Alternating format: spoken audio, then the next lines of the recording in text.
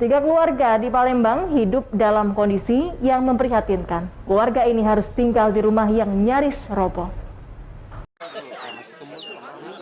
Potret kemiskinan ini dialami tiga keluarga warga Jalan Fakih Usman, Kecamatan Seberang Ulu 1 Palembang.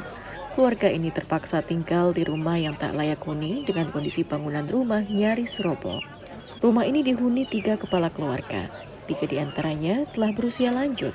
Untuk memenuhi kebutuhan hidup sehari-hari, keluarga ini juga merasakan kesulitan. Salah satu anak pemilik rumah, M. Friando, menyatakan mereka terpaksa tinggal di rumah dengan kondisi nyaris ambruk karena tidak ada alternatif lain. Mereka juga tidak mempunyai biaya untuk merenovasi bangunan rumah tempat tinggal mereka. Kurang tahu. Yang sudah ambruk rusak ini sudah berapa lama? Sudah lama. Sudah lama. Ya. Untuk perbaikan sendiri kita terkendala biaya.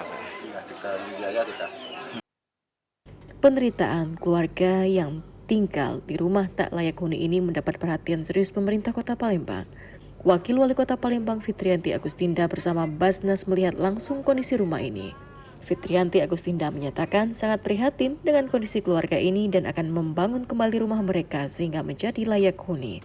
Sementara, 3 penghuni rumah berusia lanjut dievakuasi ke panti jompo.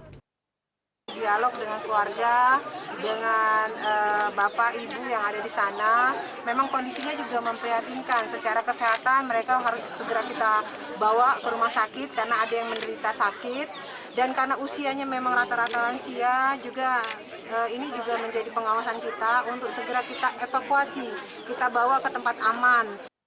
Pemerintah Kota Palembang akan terus menyusuri Kota Palembang untuk mendengarkan langsung keluhan warganya, sehingga dapat langsung dilakukan tindakan. Dari Palembang, Erwin Setiawan, iNews melaporkan.